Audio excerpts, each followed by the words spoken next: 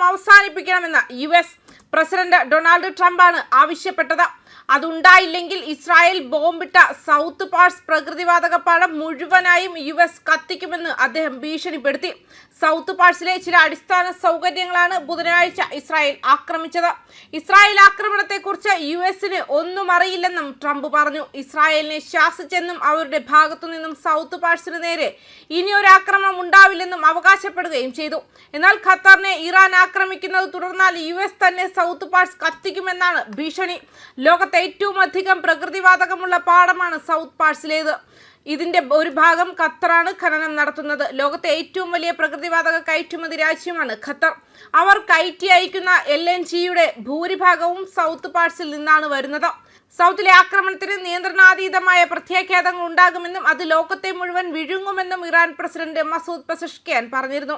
പരമോന്നത സുരക്ഷാ കൗൺസിൽ മേധാവി അലി ലാരിജാനി ഉൾപ്പെടെയുള്ള ഉന്നത നേതാക്കളെ കൊലപ്പെടുത്തിയ US ഇസ്രായേൽ സഖ്യത്തിന് ശക്തമായ തിരിച്ചടി നൽകുമെന്ന് ഇറാന്റെ പരമോന്നത നേതാവ് മുജ്തബ ഖമീനി പറഞ്ഞു.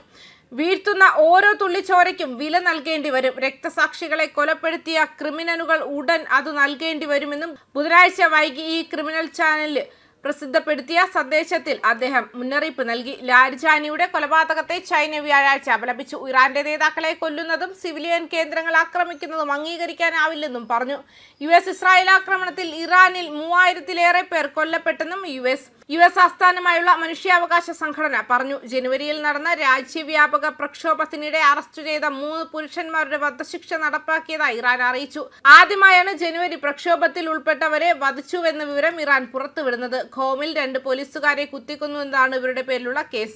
അതേസമയം ഇറാനിയൻ ആക്രമണത്തിന് ശേഷം ആഗോളതലത്തിൽ ദ്രവീകൃത പ്രകൃതിവാതക വിതരണത്തിന്റെ ഏകദേശം 20% സംസ്കരിക്കുന്ന റാസ് ലഫാൻ ഇൻഡസ്ട്രിയൽ സിറ്റി സൈറ്റിലെ നാശനഷ്ടങ്ങൾ ഖത്തർ വിലയിരുത്തുന്നത് തുടരുന്നതിനിടെയാണ് മുന്നറിയിപ്പ്. ഖത്തറിന്റെ LNG കയറ്റുമതി ശേഷിയുടെ ഏകദേശം 17% പണിമുടക്ക് മൂലം നഷ്ടപ്പെട്ടുവെന്നും വാർഷിക വരുമാനത്തിൽ ഏകദേശം $20 ബില്യൺ നഷ്ടം സംഭവിക്കുകയും യൂറോപ്പിലേക്കും ഏഷ്യയിലേക്കുമുള്ള വിതരണത്തിന് ഭീഷണിയാവുകയും ചെയ്തുവെന്നും ഖത്തർ എനർജി CEO പറഞ്ഞു.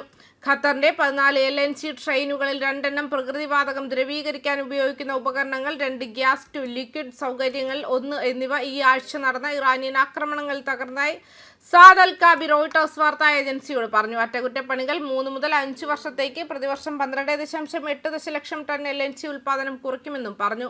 ഇറാനിയൻ ആക്രമണങ്ങൾ ഇറാൻ ഭരണകൂടത്തിന്റെ ആക്രമണാത്മക സ്വഭാവത്തെയും മേഖലയുടെയും ലോകത്തിന്റെയും സുരക്ഷയെയും സ്ഥിരതയെയും അവഗണിക്കുന്നതിനെയും പ്രതിഫലിക്കുന്നു എന്ന് ഗൾഫ് സഹകരണ council secretary general Jasim Muhammad Al Budaiwi പറഞ്ഞു.